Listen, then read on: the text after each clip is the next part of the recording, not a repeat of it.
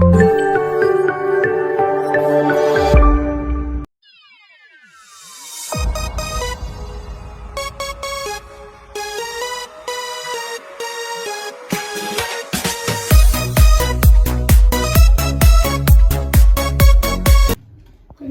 ата-аналар, ұстаздар, бүгін қуанышты күн. Міне, кішкентай балапандар кеше ғана құшақтары гүлге толып, мектеп табалдырығын аттап, қолдарынан сүйікті де сүйкімді әліппе кітабын алған болатын. Сол әліппемен бүгінгі күні қимастықпен қоштасқалы отыр. Сіздердің алдарыңызда осы бүлдіршіндермен бүгін біз қош бол құтты әліппе атты ертеңгілігімізді өткізгелі отырмыз. Балаларымыздың білім шыңына басқан алғашқы қадамдары құтты болсын дей отырып, ертеңгілігімізді бастауға рұқсат етіңіздер.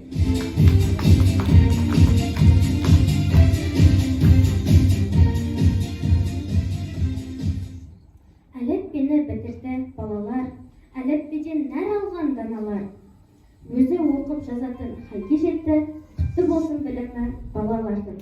Сынып оқушылары қызықты да ғаламат, өзгерістер сыйлаған білім нәрімен сусындатқан өмірде өз жолдарын табуға жол сілтеген ұстаздарына, ата-аналарына өнерлерін көрсетуге дайын. Олай болса оқушылар, сөз кезегі өздеріңде.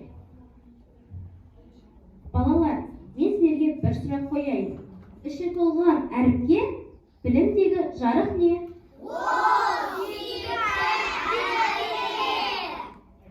Олай болса бәріміз ең қымбатты әліппені ортаға шақырамыз.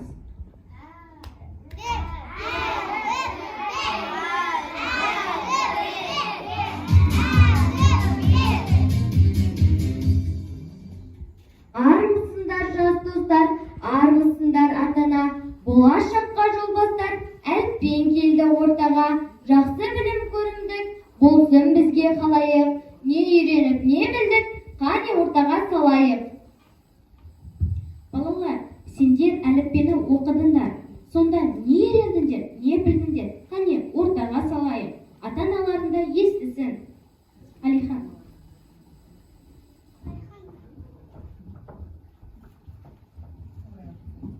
Ибрай Алтынсарин. Тұңғыш қазақ мұғалімі. Ол алғаш мектеп ашқан, бір Аллаға сеніп, кер балала оқығанды көңілге ықылас пен тоқылық. Мәншүк. Рахмет саған әліппе, көп нәрсені абай қандай, абай қазақ халқының ұлы ақыны. Әсемпаз болма әрнеге, өнерпаз болсын әр қала. Сендей бір кірпіш дүниеге кетігін тауып бар қала.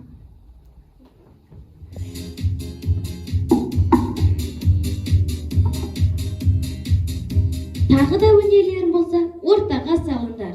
Нұршая. Таныстырған әліппе, мынау кітап әліппе, әліппе деген атауын бастаған әріпінен. Жантөре. Мен алғаш алғанда әліппені қызыл қарайын әдіптеді. Мен үшін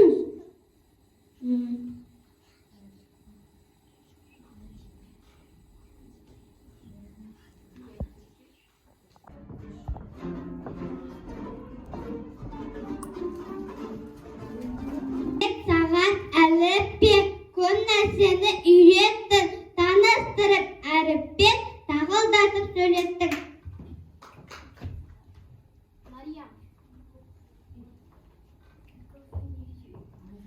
Бір кітапқа бас болған әліппе ғылым анасы, әліппеден басталған даналық данасы. Айсана. Мен алғаш қалғанымда әліппені қызығып қарай бердім.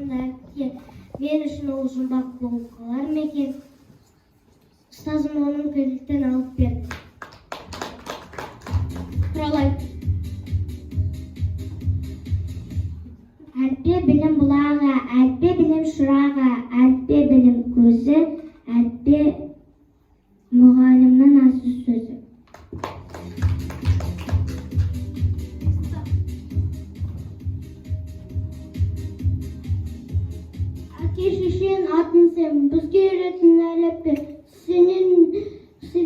шақынсын, сенен үйрендік әріпті.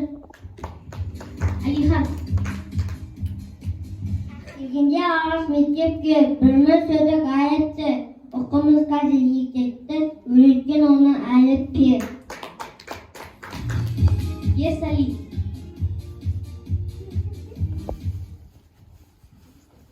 Таныс содан сөйетті әліппе, доспы және тәсиетті әліппе, сенің аттан өтті жазадамын, сауат алып сауатында теренім.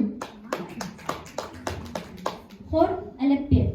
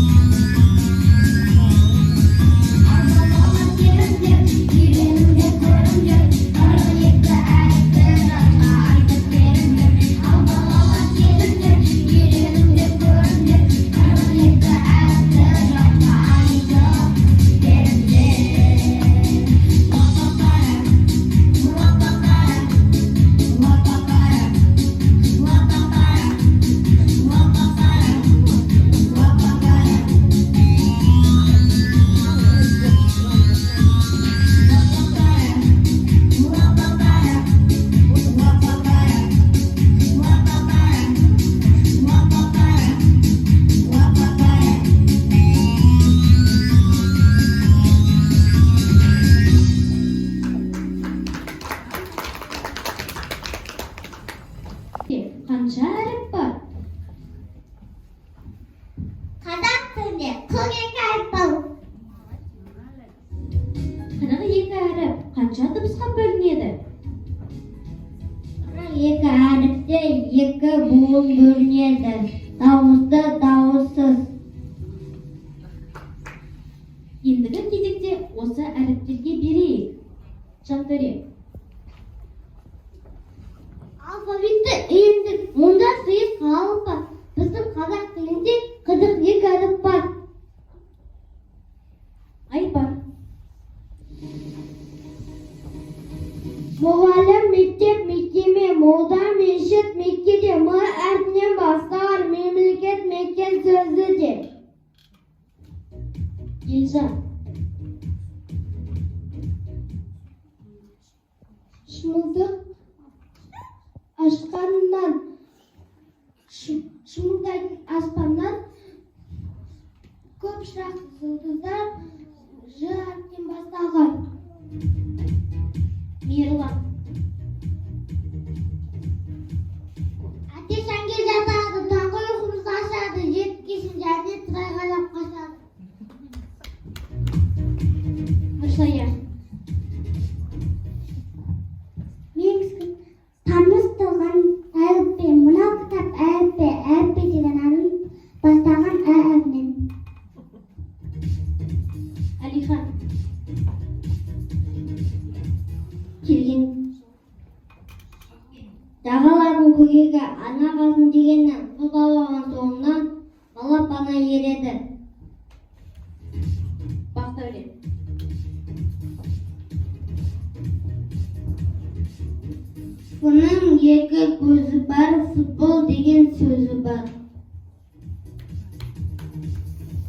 Нұрболат.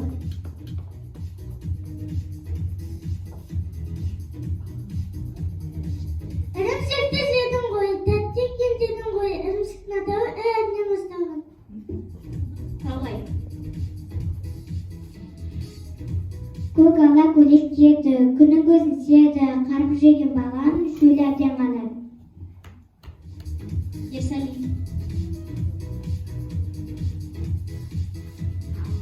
Адием матам, адиеті батам, ады сөзі дыдам, адаты бұл ботам. Рахмет, балалар. Міне, біз әліппені аяқтадық. Осы оқулықтан біз өз отанымыз туралы көп оқып білдік. Ендігі кезекте отанымыз туралы білгенімізді ортаға салайық. Балалар, біздің отанымыз қай мемлекет? Біздің отанымыз Қазақстан. Біздің елбасымыз кім?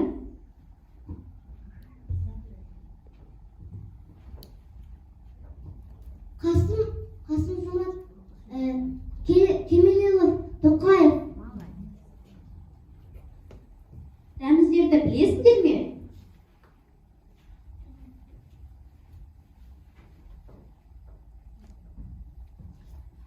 Елтаңба, ту,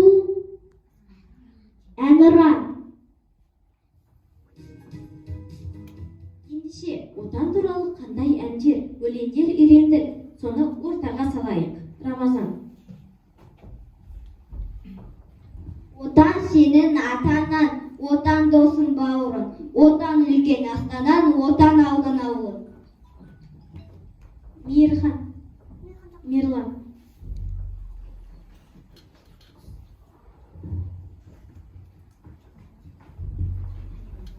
Отандайы отанды, жасаған ел халқым. Отандайы отанды, көтерген көкейін даққын. Айсана.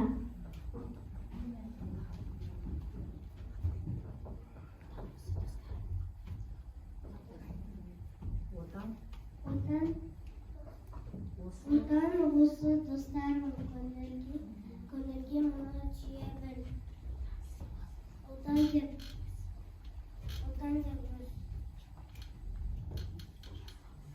Отан деп өз жас қауым, оны ардақтап сүйемін. Біз бүгін шексіз қуаныштымыз. Өйткені алғаш хат танып, сауатымызды ашқан әліппені бітірдік. Балалар, тағы да өнерлерді ортаға салыңдар. Бақдәулет.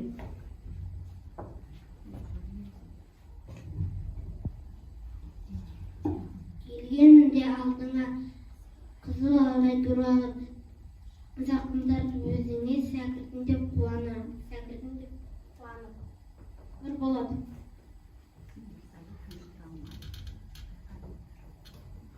Сипадың бой басынан әліппені ұсындым, бақытым осыдан бастаған түсіндім.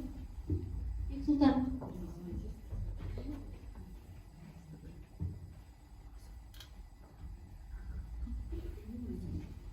Мен өзім оқып жазалаймын, ертегін әңгімені өз бетімен оқитын болдым. Осы үшін ұстазыма көп рахмет.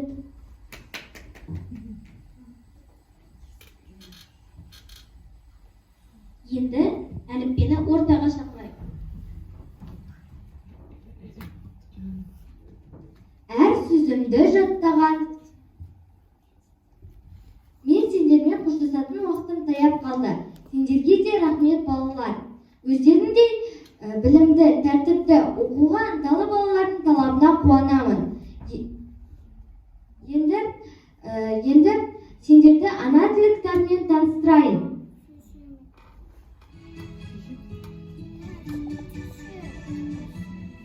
Сәлеметсіздер ме балалар? Туған елдің тілімін, ақылыммен танылам. Түтін түрер бәріне ана тілі мен болам. Балалар, енді сендер бұдан да ынта қойып оқитын боласыңдар, көп нәрсе үйренетін боласыңдар.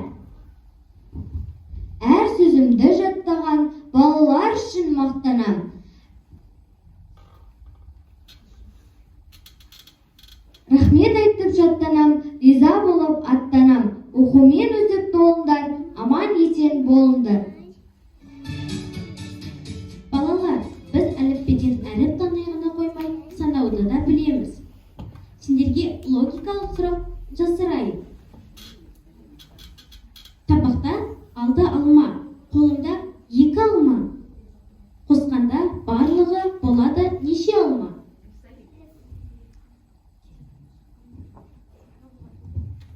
8 болады. Жарайсың. Сапын түзеп тұрады. Бүлдіршіндер қауымы сырын терең ұғады. Бұл не?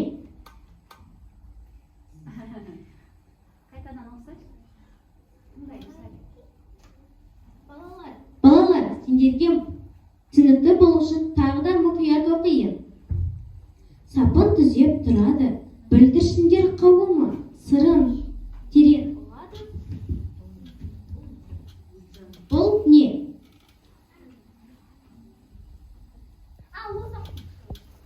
Алфавит. Жарайсың. Жақсы, рахмет. Дұрыс жауап бердіңдер балалар.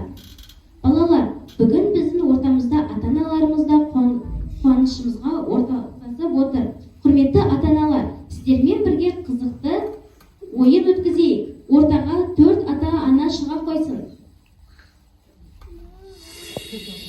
Алма ағашында 10 алма, ал үйеңкі ағашында одан 2 алма аз өсіп тұр. Үйеңкі ағашында неше алма өсіп тұр? Үйеңкі ағашының енді алма өспейді.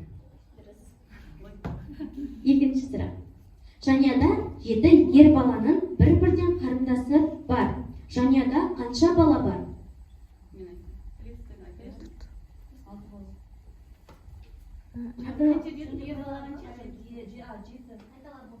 Жанұяда 7 ер баланың бір-бірден қарындасы бар. Жанұяда қанша бала бар? 3. Аулада жүрген бұзаулар мен тауықтардың аяқтарының саны 10. Аулада неше тауық, неше бұзау болуы мүмкін? Аулада жүрген бұзаулар мен тауықтардың аяқтарының саны 10. Аулада неше тауық, неше бұзау болуы мүмкін? Тағы да ойланыңыздар. Сіздерге түсінікті болу үшін тағы да оқиын. Аулада жүрген бұзаулар мен тауықтардың аяқтарының саны 10.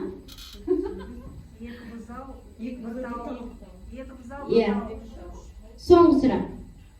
2 адам қалаға келе жатып, жолда тағы 5 ауылдасын кездестіреді.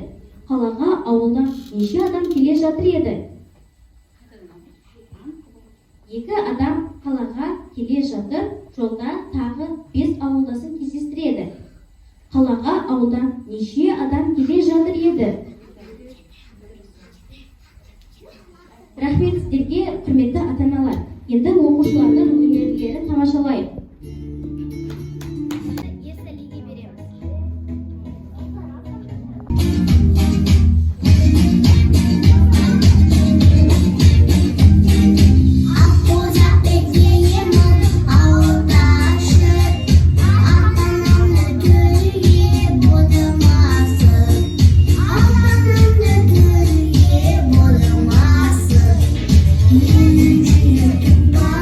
Sen de olsan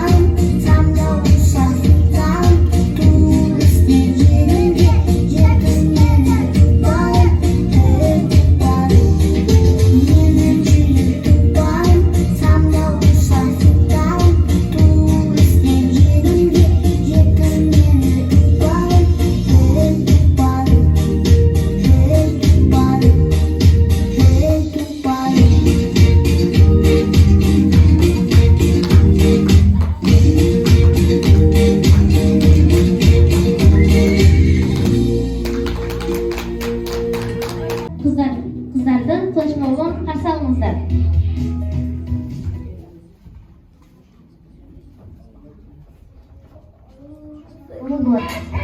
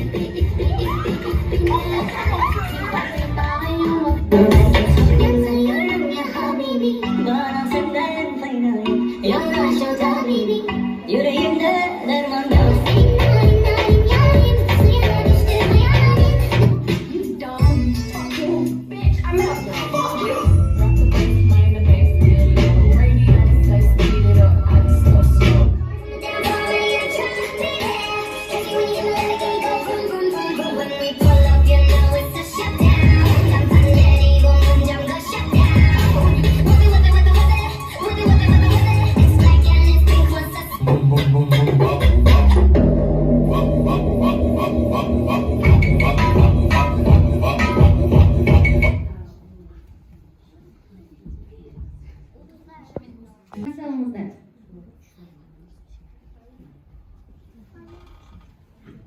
Мен кішкентай баламын, айтқанда да ағамын, апамнан кеткенде үйде ойнап қаламын. Скаптарды аспаймын, кітаптарды аспаймын, тексеремін үй жасап, қызық ойын бастаймын. Қалындасты ағамын, қалған жет саламын.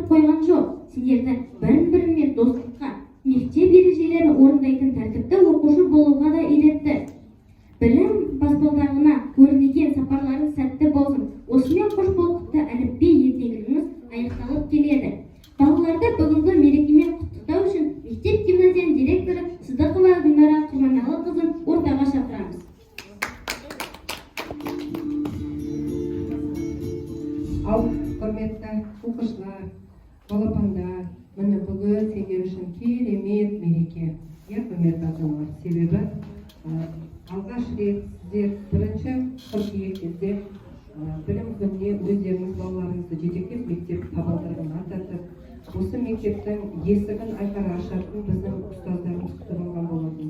Енді міне бүгін әліппемен қоштасып, балалардың білімін, зеректігін, қазір өздеріңіз тамашалап отырсыздар, өнерін. Енді бір айтарым, құрметті балапандар, құрметті ата-аналар, біздің балаларымыздың біразы тілдері сақаулау екен.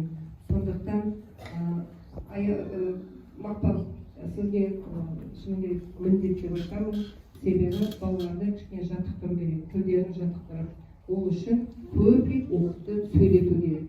Одан кейін үйде де құрметті ата-аналар, сіздерде көбірек жаттауды берген кезде нақты әр әріпті, нақты дыбысын дыбыстату әрине өздеріңіздің қолдарыңызда ғой. Сондықтан көбірек дауыстап оқытыңыздар. Себебі С әрпі, Ш әрпі, Р әрпінің өзін бала жақсы нақты сөйлейтін болса, дыбыстайтын болса, әрине ертең кез келген қиын мәтіндердің өзіне бала қинамай оқып шығады. Сондықтан дегенмен де бүгінгі мереке балаларымыз үшін әдемі бүгін өнерлерін сіздерге тамашалап, әр жаңағы жаттауын, әр жаңағы әнін айтып беріп отыр. Сондықтан алдағы уақытта біздің бүлдіршіндерімізге әліппе оқулығын аяқтап диплом беруге ұсынуға рұқсат етіледі.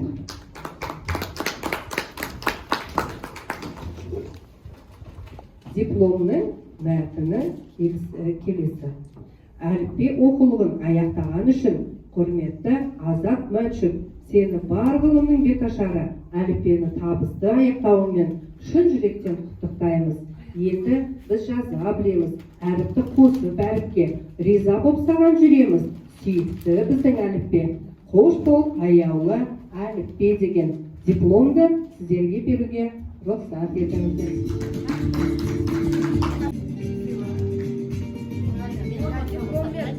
Дипломмен бірге құрметті ата-аналардың атынан бұл ата-аналардың ұйымдастыруымен балалар сіздерге сыйлықтар бар екен. Сондықтан сіздің жеке сыйлығыңыз бар. Тамаша, мына апайларың сіздерге керемет сыйлық дайындапты балалар.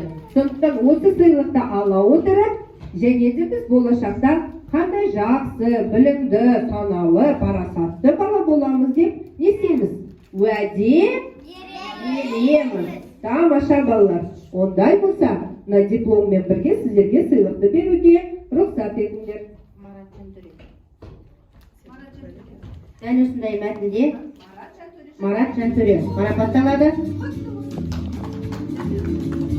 Сонымен бірге Талғат Мейірлан,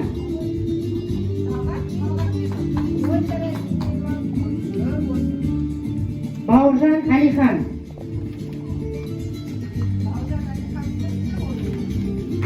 Нұрмахан Нұрсая,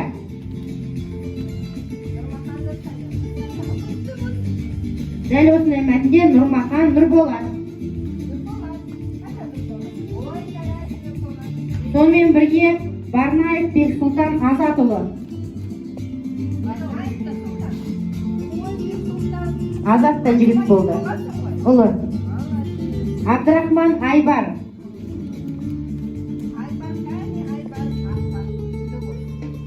Қасым Азамат,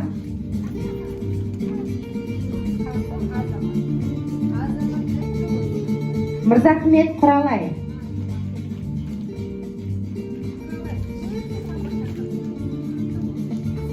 Сүтбек Рамазан,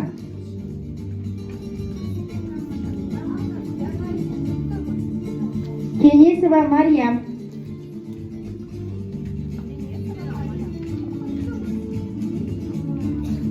Пұлпаранны орындаған Мұхадас Ерали,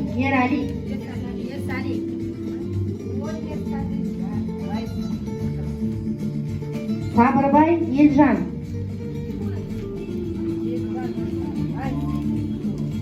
және Мейірхан Айсана,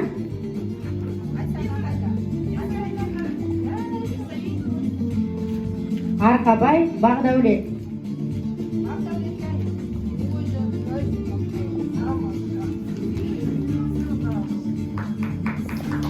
енді құрметті ата-аналар, жаңағы сын ескертпелерді назарға алады деп ойлаймын. Сондықтан балаларымызға кішкене салмауды, оқуды, мұғалімға қазіргі таңда білесіздер ғой, ата-ананың көмегі өте қажетті. Сондықтан бірге жұмыс жасап, бір бағытта осы балалардың тәрбиелі, тәртіпті болуына, әрине екі жақты бірге жұмыс жасамаса, одан нәтиже шықпайды. Дегенмен де біздің балаларымыз болашағы өте жарқын болсын, біздің мектептің, мемлекетіміздің, отанымыздың, еліміздің, ауылымыздың жақсы атын шығарады деп кейбір сенеміз. Жақсы, рахмет.